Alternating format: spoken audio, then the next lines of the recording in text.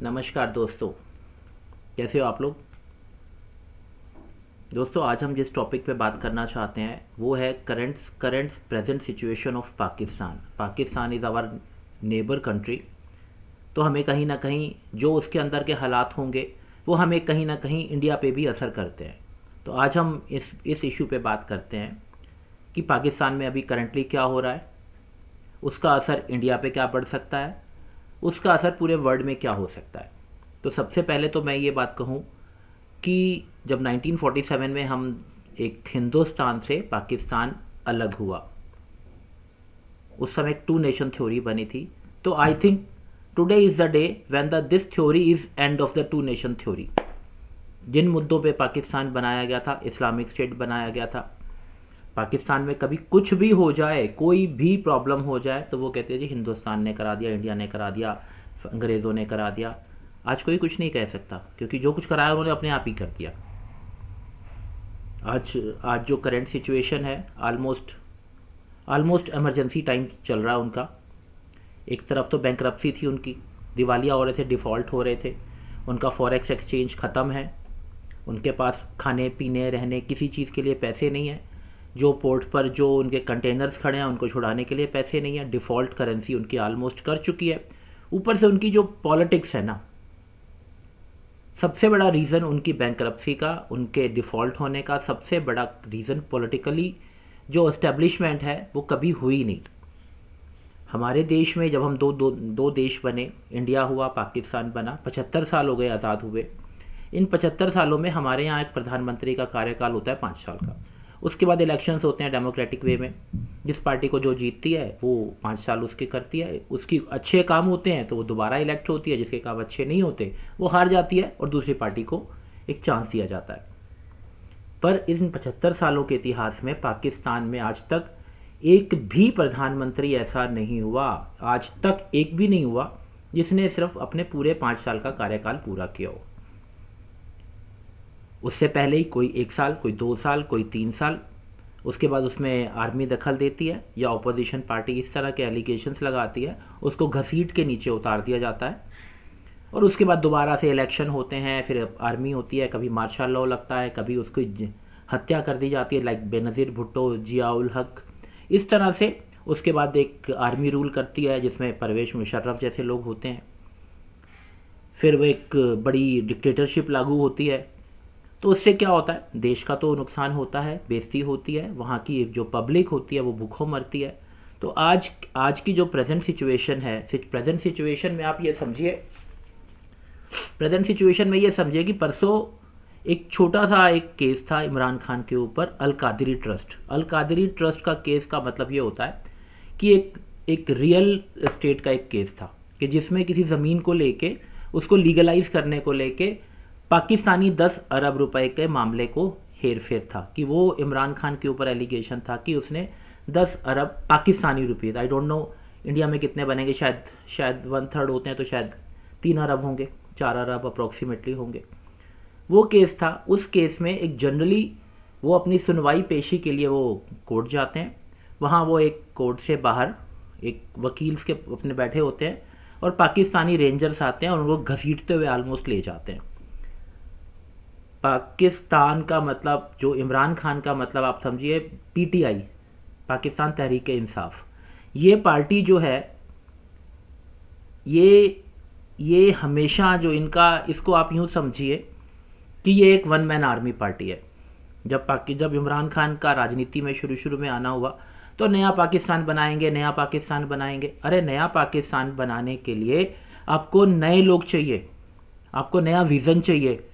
आपने क्या किया, आपने 4 इस पार्टी से, 4 दूसरी नवाज शरीफ की पार्टी से, 4 उसके भुट्टो की पार्टी से, पीपीपी से, किसी से, इसी तरह से लेके शरीफ गुट से 4 यहाँ के बदमाश, 4 वहाँ के बची। राशिद, एक उनके वो मिनिस्टर थे राशिद, शेख राशिद, जो कि इंडिया को 24 घंटे धमकाते रहते थे जी हम तो पाव के बम बना के इंडिया पे फेंक देंगे, हम ये कर देंगे, वो कर देंगे, जिनको बात करनी नहीं आती।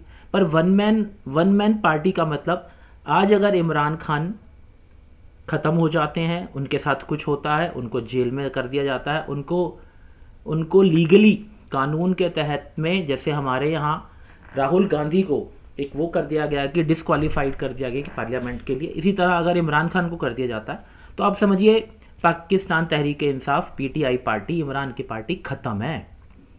कुछ लोग इस तरह से, तो मैं इसका एग्जांपल अगर आपको समझना हो, I don't want to take the name, हमारे यहाँ भी एक ऐसी ही पार्टी है जो नया विज़न, नया लोग सब लेके आई थी, है अभी, आई थी नहीं मीन्स है अभी, जो कि वन मैन है। जिस दिन वो ख़त्म तो पार्टी ख़त्म, क्योंकि वो अपनी पार्टी में किसी का भी कद बड़ा होने नहीं देते।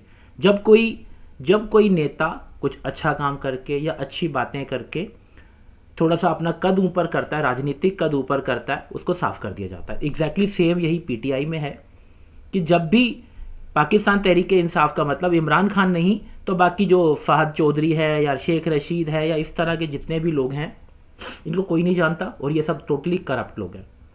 अब इमरान खान को तो गिरफ्तार कर लिया गया। दूसरा केस उनका एक और चल रहा था, तोशाखाना केस। तोशाखाना केस क्या होता है कि जब कभी कोई भी हेड ऑफ नेशन किसी दूसरे देश में जाता है, like when the Imran Khan was prime minister of Pakistan, वो उसमें यूएई में जाते हैं विद अपनी वाइफ के साथ, बुशरा बेगम, उसके साथ जाते हैं तो वहाँ पे उनको बहुत सारे गिफ्ट्स मिलते हैं। ये एक ट्रेडिशन है, हमारे भी प्रधानमंत्री जाते हैं तो हम भी किसी के घर में जाते हैं, कुछ गिफ्ट्स लेके जाते हैं, कुछ हमें रिटर्न गिफ्ट्स मिलते हैं। पर ये एक नियम की बात है कि जो भी आपको रिटर्न गिफ्ट्स मिलते हैं फॉरेन से, वो आपको आके अपने देश के एक, जिसे हम लोग एक माल खाना बोलते हैं, वहाँ पे तोशा खाना बोलते हैं, उसमें वो जमा कराना पड़ता है। और अगर चाहे प्रधानमंत्री भी उस पर्टिकुलर उस चीज़ को कुछ पैसे पे करके वो अपने इंडिविजुअली खरीद सकता है। इमरान खान और बुशरा बेगम ने ये नहीं किया, उन्होंने उसका जो भी उनको गिफ्ट्स मिलते थे वो उन्होंने उसको अपनी पर्सनल प्रॉपर्टी, तो ये तोशाखाना केस है।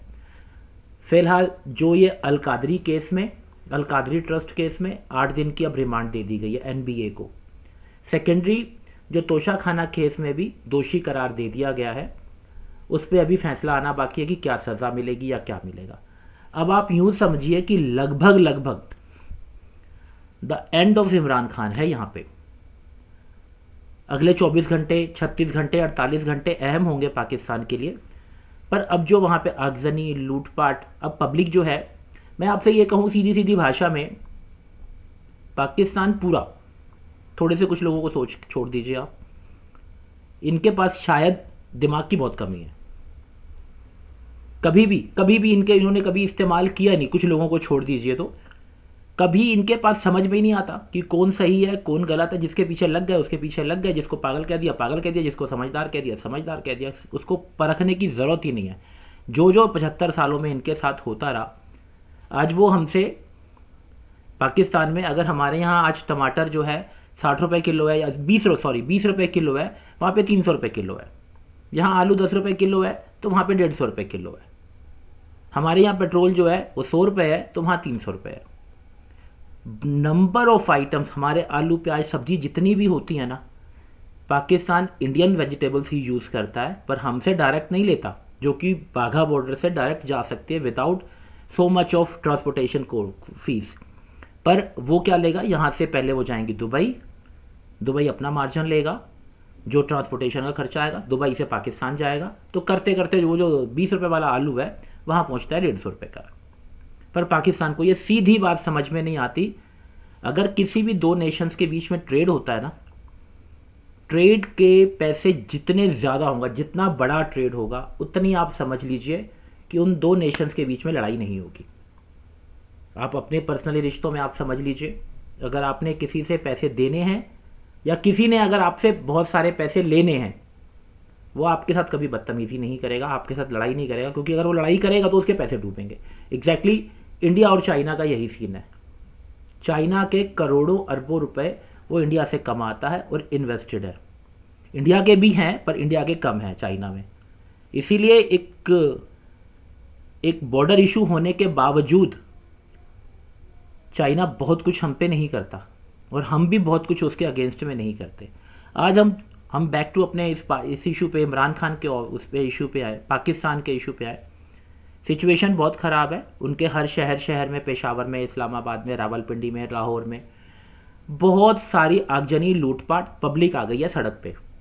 इमरान खान पे आपने हाथ क्यों डाला? उनके जो जो उनके आर्मी चीफ वगैरह के हेडक्वार्टर्स है उन पे भी घुस गई है, उनमें आग लगा रही है। अब दो ही चीज़ें हैं, या तो इमरजेंसी लगेगी या मार्शल लॉ लगेगा। इमरजेंसी तक तो ठीक है, वो राष्ट्रपति ही इसको करता है, पर अगर मार्शल लॉ लगता है तो आप ये मान लीजिए कि अगले कम से कम 10-15 सालों के लिए पाकिस्तान बहुत पीछे, दुनिया से पीछे, और कहीं ना कहीं भारत के लिए सिरदर्द। जब तक कोई डेमोक्रेटिक सरकार वहाँ नहीं आती तब तक इंडिया के लिए सिरदर्द, क्योंकि आर्मी को तो कुछ आता नहीं है, उसको तो सिर्फ एक झगड़े की भाषा आती है। झगड़े की भाषा भी कोई बात नहीं, बात करो, उनको लड़ना भी नहीं आता। हम भी क्या करें, एक समझदार दुश्मन अच्छा होता है बेवकूफ़ दोस्त से। ये समझदार दुश्मन नहीं है हमारा। पर फिलहाल अगले 24 और 36 घंटे देखना बहुत इम्पॉर्टेंट है कि पाकिस्तान में क्या होता है। और जहाँ तक मुझे लगता है कि ये एंड ऑफ पाकिस्तान या end of two nation theory वाला जो देश बना था, ये उसकी शुरुआत हो गई है। देश वैसे अगर मैं आपसे कहूँ, देश ख़त्म कभी भी नहीं होते हैं। आज भी सीरिया भी जिंदा है और सूडान भी जिंदा है। देश ख़त्म नहीं होते, पर इस तरह के देश नहीं होते हैं कि जिस कहाँ से आप स्टार्ट हुए थे आप कहाँ पहुँच गए, आपकी करेंसी कहाँ पहुँच गई, आपकी पब्लिक कहाँ पहुँच गई, पर आपको कुछ समझ में ही नहीं आ रहा है। तो मेरी आप लोगों से यही है कि थोड़ा सा इस बारे में भी अपने विचार प्रकट करिएगा, जो कि बहुत अच्छे हालात नहीं है पाकिस्तान का। और जब किसी का भी पड़ोस में दिक्कत होती है ना, तो अपने घर में भी दिक्कत होती है। पड़ोस में आग लगे तो डर लगता है कि कहीं आग की चिंगारियाँ इधर ना आ जाएं। चलिए देखते हैं क्या होता है। नमस्कार।